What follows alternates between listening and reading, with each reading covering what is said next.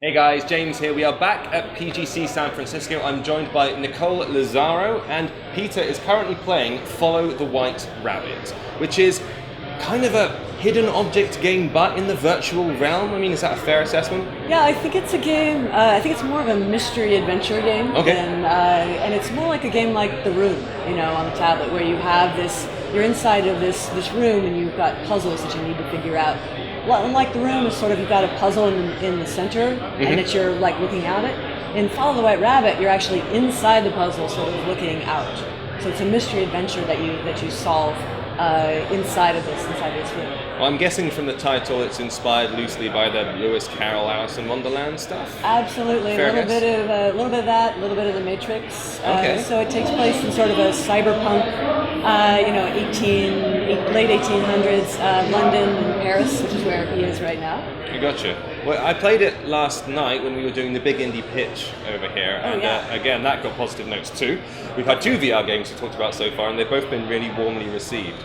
The actual interior of the rooms that you're stuck inside, they're quite like lusciously decorated and rendered. It's a very nice place to be. You stay static in the center of the room, is that correct? And you don't at any point use the buttons on the side? Yeah, we wanted to basically, the magic of VR is that it takes you somewhere else.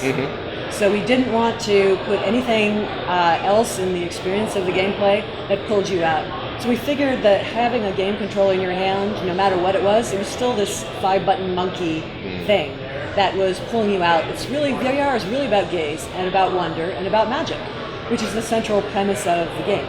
In the game, what you are is the game follows the story of a magician, Manifesto, and who's been a charlatan like all his life. Until one day his magic actually works. Oh, I see. So the rabbit goes into the hat, but does not come back out. Right, so he follows it in? We would be all right, but unfortunately he was wearing at the time of his disappearance a priceless diamond bracelet, pinched from the audience. So now everybody wants to follow the white rabbit. So you the player, go down the rabbit hole into the magic hat, and end up, in this case, for this level, is inside a cafe in Paris. And you need to figure out, it's a mystery, so you need to figure out what happened in that room, and of course, how do you unlock it to get to that next level.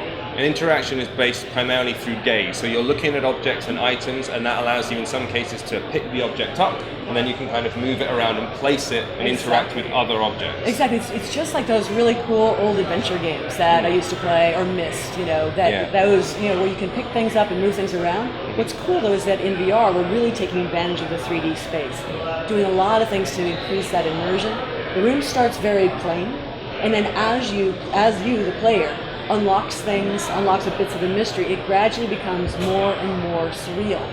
Till at the end you're actually in a 3D, Magritte style surrealistic painting. Wow. Yeah, Okay. so you feel like you're actually moving into this another space that couldn't happen in reality whatsoever. Okay. And how far through development this are you? When are we likely to see it out there in the wild? Yeah, well, we got really inspired by the hardware and the opportunity for VR, so we did a game jam. So I'm the game designer and the developer, so I did the programming. Wow. Brandon Jones did the art, and we're looking right now at about 4 weeks worth of development. So we've got a ways to go. Okay. We've got a ways to go.